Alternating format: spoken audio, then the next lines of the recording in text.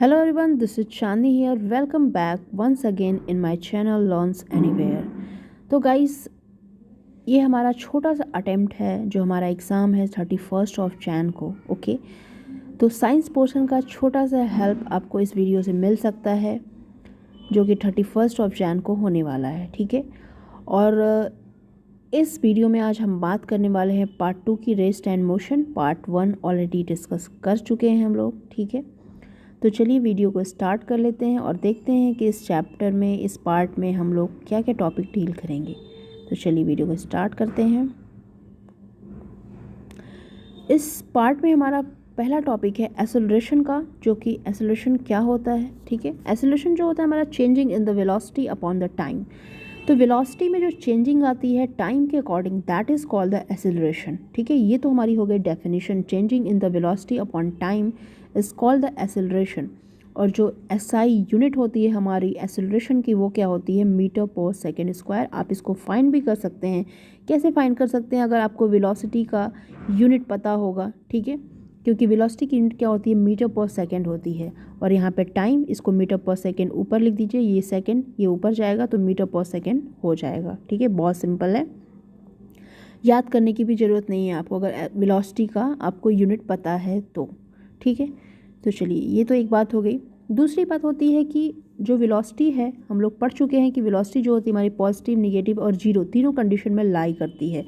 और जबकि एक्सेलरेशन जो हमारा है वो वेलोसिटी पे ही डिपेंड करता है। एक्सेलरेशन जो है हमारा वो किस पे डिपेंड करता है? वेलोसिटी पे।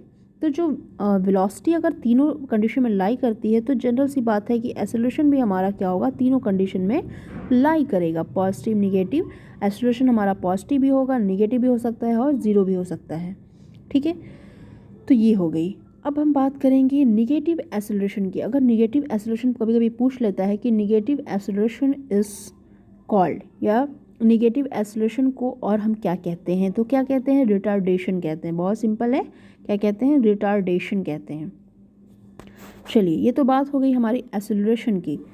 अब इस टॉपिक में हम लोग कुछ ग्राफ को पढ़ेंगे जो कि बहुत ही इम्पॉर्टेंट है हमारे एग्ज़ाम पॉइंट ऑफ व्यू से, क्योंकि ग्राफ से क्वेश्चन बहुत आते हैं और ग्राफ में सभी को प्रॉब्लम होती है समझने में। और ग्राफ जो है अगर एक बार समझ में आ गया तो बहुत ही सिंपल होता है। ठीक है, उसको समझना एक कॉन्सेप्ट, बेसिक कॉन्सेप्ट है। चलिए इसको ट्राई करते हैं समझने का। पहले कंडीशन में आप ग्राफ को देख सकते हैं कि हमारा एक सिंपल सा ग्राफ है टाइम और पोजीशन का। यहाँ पे हमारा एक स्ट्रेट लाइन दिख रहा है। ठीक है, यहाँ पे मतलब इसका ये शो कर रहा है कि इसमें कोई भी ऑब्जेक्ट में चेंजिंग मोशन नहीं हो रहा है। तो मतलब इसका है कि ऑब्जेक्ट हमारा क्या है? एट अ रेस्ट कंडीशन में है, रेस्टिंग कंडीशन में है। दूसरी बात करते हैं हम, दूसरे वाले ग्राफ को आप देख सकते हैं टाइम और पोजीशन में रिलेशनशिप है, लेकिन यहाँ पे टाइम के साथ साथ हमारे पोजीशन में क्या हो रहा है? चेंज हो रहा है। मतलब एक यूनिफॉर्म तरीके से हमारी चेंजिंग हो रही है टाइम और पोजीशन में, दोनों में। तो ये जो हमारा मोशन हो जाएगा वो क्या हो जाएगा? यूनिफॉर्म मोशन हो जाएगा। ठीक है, क्लियर है। अब आ जाइए थर्ड ग्राफ में। थर्ड ग्राफ में हमारा क्या है? जिगजैग मोशन बना हुआ है। ठीक है, जिगजैग मतलब टाइम और पोजीशन में चेंजिंग तो हो रही है लेकिन एक यूनिफॉर्म वे में नहीं हो रही है, नॉन यूनिफॉर्म वे में हो रही है। इसको बोल सकते हैं हम लोग नॉन यूनिफॉर्म में हो रही है।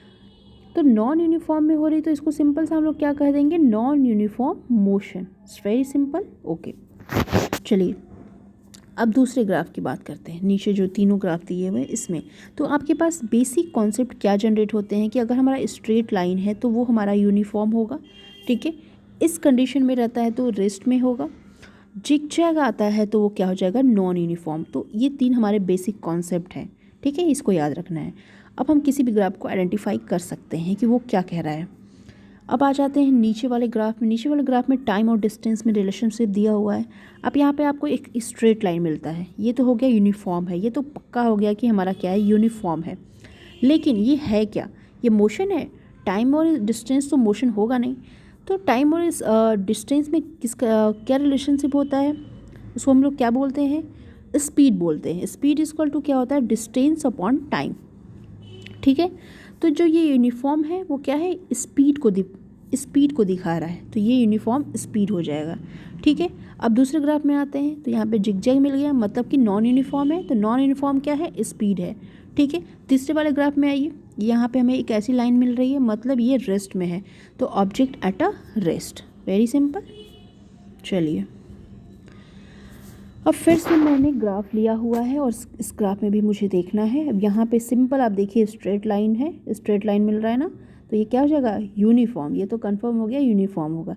लेकिन यहाँ पे velocity v represent the velocity and time.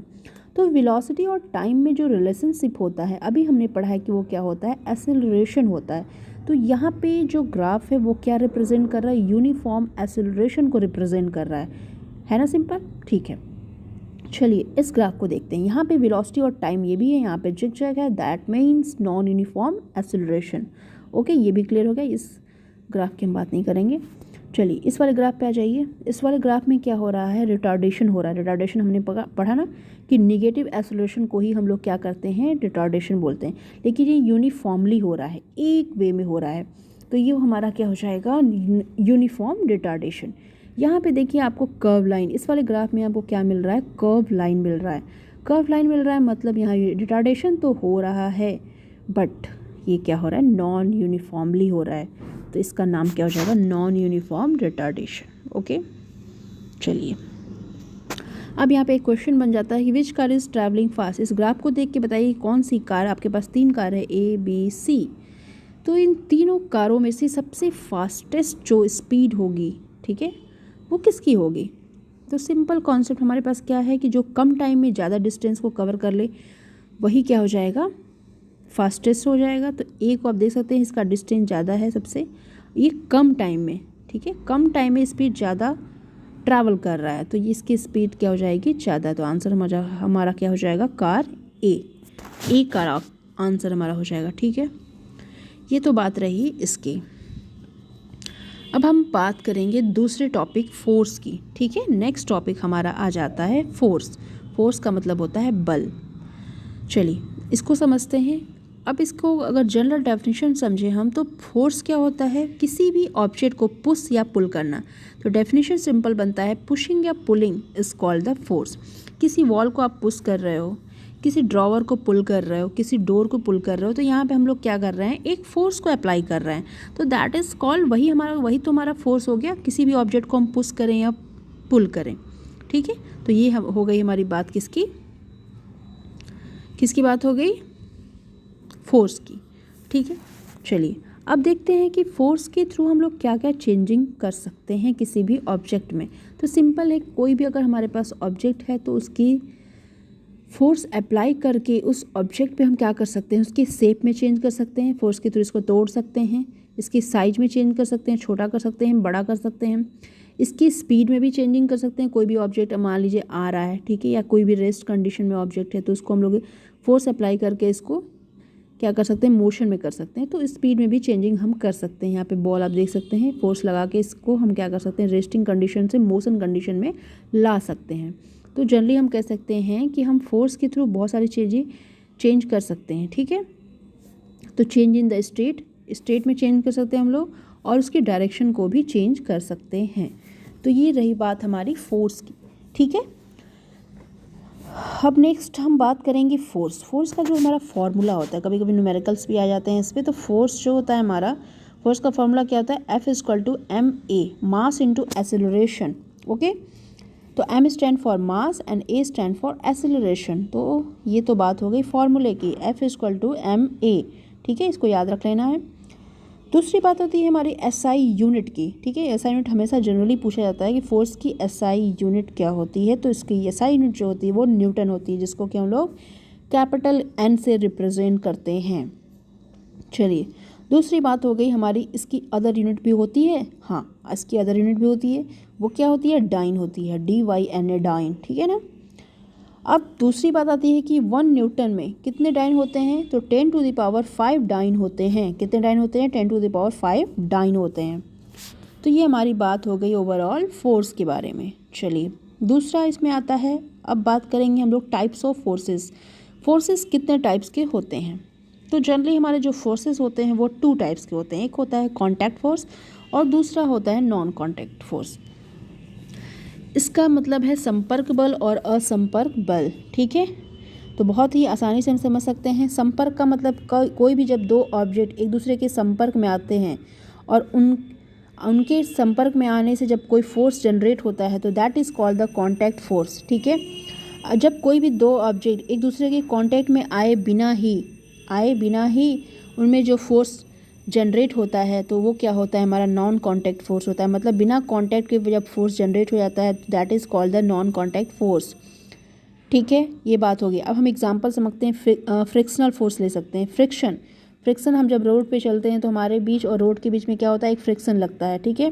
तो फ्रिक्शन के थ्रू ही हम चलते हैं। तो फ्रिक्शनल फोर्स जो होगा वो हमारा एग्जाम्पल हो जाएगा कॉन्टैक्ट फोर्स का। किसका एग्जाम्पल हो जाएगा, कॉन्टैक्ट फोर्स का। दूसरी बात आती है मस्कुलर फोर्स। मसल्स के हेल्प से जब कोई भी हम लोग फोर्स अप्लाई करते हैं तो वो भी हमारा क्या हो जाएगा, कॉन्टैक्ट फोर्स, क्योंकि मसल्स भी कांटेक्ट कर किसी भी ऑब्जेक्ट से कांटेक्ट करेगा तभी वो एक फोर्स जनरेट करेगा। तो that is the example of the contact force. तो ये बात रही हमारी कांटेक्ट फोर्स की।